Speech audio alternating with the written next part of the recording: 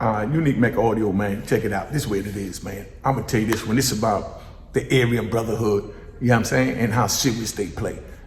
We out in Long Park. We got a white dude that's a big old oil field millionaire. You know what I mean? Got mad money. You know what I mean? He been down like 17 years in the state. Now they sent him over to the feds. Over in the feds where we at Long Park, they got so much dope, man. It's ridiculous. They got so much dope that, you know, you normally get dope for stamps. You understand what I'm saying? And it got to the point where dudes don't even want stamps. You know what I'm saying? You got to go to commissary, buy food, because they had all these hostess and all the hostess, different cakes and all that. So they go there, buy that. You know what I mean? Dude might buy $50 worth of cupcakes. You know what I mean? And everybody run the store and do what they do. So we up in the joint, man. Now, the white dude, he in the cell, he got all the money. So the Aryan Brotherhood got hip to him because he been in the cell just sending money out. I mean, this dude, he sit there and he spent $250 and he buy like maybe, you know, this much, you know, heroin. You know what I mean? For $250. You know what I mean? Normally go for 5 books of paper. You could bust it in half and sell them a 5-book paper that go for $25 for 5 books, $5 a book. That come up $25. You tell them one of them, you bust it in half. Now it's $50. You know what I mean? You take 5 of those papers that normally cost $125. You charge the white dude $250. The dude's sweet. He ain't complaining. All he wants is dope. He don't want to leave his cell. So if you're in the union, you can bring the dope to him. Dudes usually go to the yard, find one of their homies that got some dope, get the dope, bring it back, bust it in half, and bring it back to the white dude. White dude sit there, he shoot it up and he good. That's all he wanted to do. You know what I mean? So then now, he's sitting there after he's shooting it up, he get high, he wants some more. So then now, of course, somebody go to him and tell him, look, man, I could get you your own gram or whatever, so you ain't gonna buy the pieces. You can smoke it how you want to smoke it. They selling the grams for like, you know, $250, $300. You know what I mean? Anywhere else they go for $500, but it's so much at Long Park, it's going for $250, $300. But you bring that same gram that you pay $250, $300, at the most $500, bring it back to this white millionaire dude from the oil field. He ain't got a problem giving you, you know, $1,000 for it. The $1,500, $2,000, he just want it because his money long like that, and he ain't tripping. All he want is all the dope that he can get, so he ain't got to worry about leaving the cell. He don't come out the cell to watch TV. He don't do nothing. He just shoot dope, sit in the cell, and do his time like that.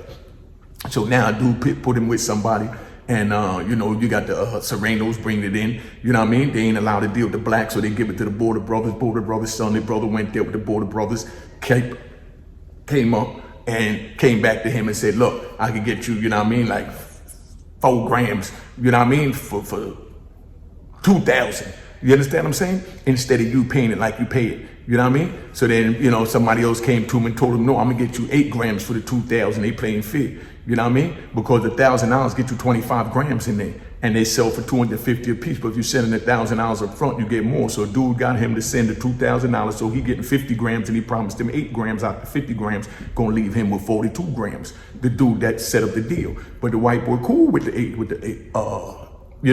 8 grams. So now he gives him the money. Then, you know, next thing you know, the Serenos and the Border Brothers, you know, they did the little once a month, you know, urine check. They did the urine check. All of them had dirty urines. They all go to the hole. You understand what I'm saying? So now the dude that had the dope, he that was getting it in, he in the hole. So they had to go to the hole to talk to him, let him know who to see on the outside to get it back or whatever. So the white dudes now, the shot caller for the Aryan Brotherhood, they pushed up on the white dude from Texas, the older white dude, maybe in his 40s, been down 17 years. So they figured that he needed protection, but at the same time, they gonna eat. So now they locked him up also for a dirty urine. You know, the white dude that was shooting the dope. So he back there with the shot caller. So he tell the shot callers, yo, I got 8 grams on the compound I brought from a black dude that got it from the Border Brother, because you know the Serenos don't deal with the black dudes, whatever. Say, if you could get the joint up there, you could keep half. Give me 4 grams, y'all keep 4 grams. So they send word out.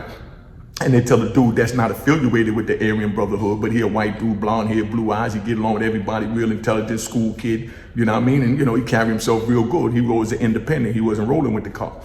So they tell him, because he's more of a businessman. He worked in a Unico over there at the good factory where, you know, you get paid the little money and you sit in the office with the women and all that, and you crease your clothes up and you go. So, you know, you figure he gonna play face. They told him, yo, tell him to get it and send it back. You know, I don't call names. So he said, tell him to get it and send it back. So they gave word for the black dudes, you know what I mean, to give, you know, the 8 grams that the old head from the oil fields in the hole paid for.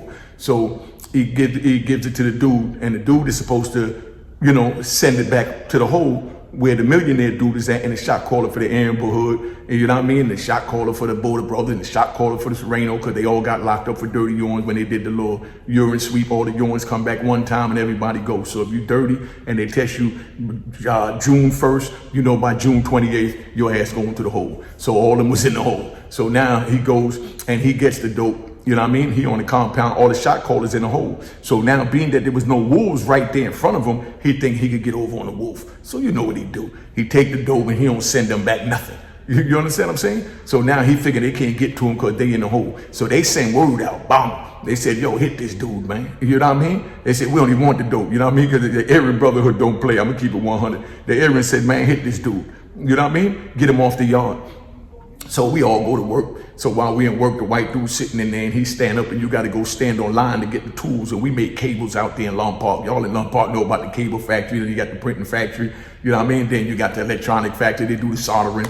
But they do the cable. They make these big ass cables. They make everything from cables for the little light bulbs that hang in a tent, you know, in the military, to they make the big cables like this. You know what I mean? That they got like it's a connector, they call it. I learned how to do that too. Got my certified electrician, you know, degree from out there. So they got the big connector on the outside, and they got like maybe 120 little, you know, female prongs, you know, that you slide the thing in. So then you gotta get the other connector, you know what I mean, for the female, where you make 120, you line them up so that they all go together and they connect in. So being that we deal with cables this big, they had real axe there, but you had to go give your ID, they give you an axe, end of the day you turn it in, give you one of them saws, so if you need to saw something, and they had the big sledgehammers and all that there, because you might need to pound something. You're dealing with a cable this big, man.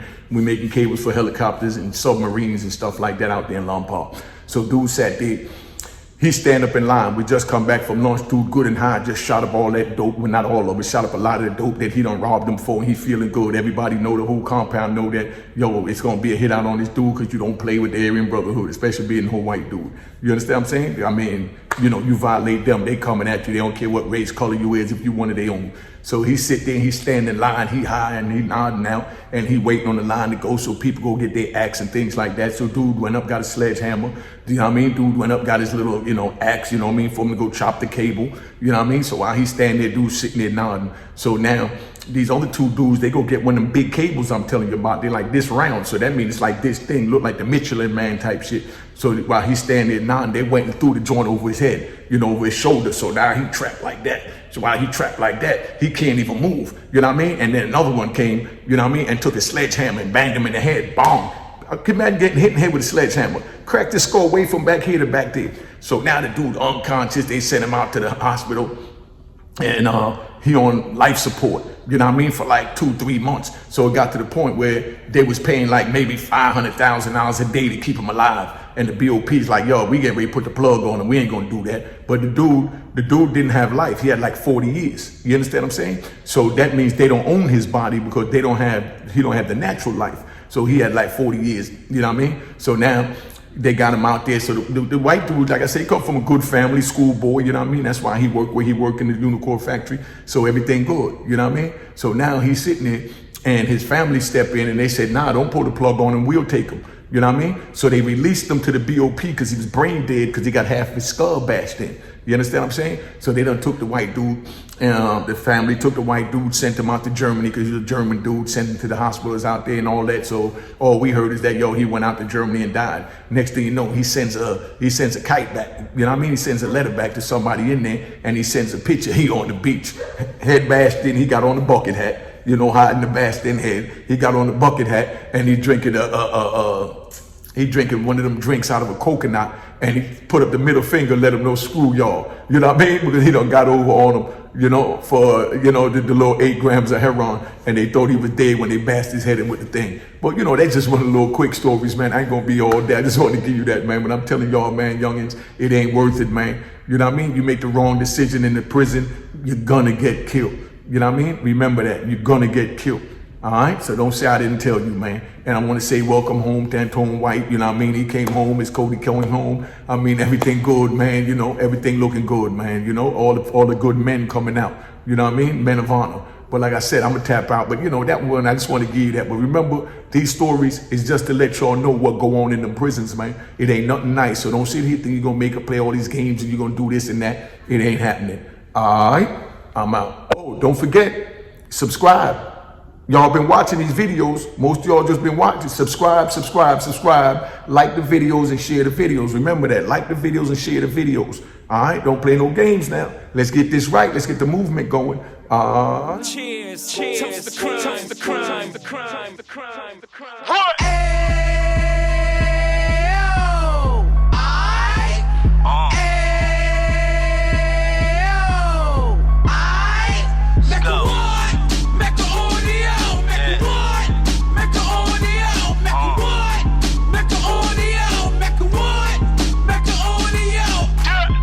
Fresh out the can of 26, yeah. He back on the strip, getting back in the mix. Yeah. What he mentions a gift. You stand up 10 toes down, and I suggest you pay attention to this. Real. Take a little gully posse and put it in Harlem. He cut from the bottom, came up from the bottom. Drop the book, you should go and get it. The Instagram page and the YouTube, you could go and visit. Yeah. Then you could consider yourself LinkedIn. Real. Sit front row and get Jews from a kingpin. How he went through it, so you ain't gotta go do it. To not pay attention would be stupid. Talking about a man that probably put your grandfather on. Probably the reason that him and your grams got along. A man that generated millions on the block, did his time, never squilling to the cops, make an audio.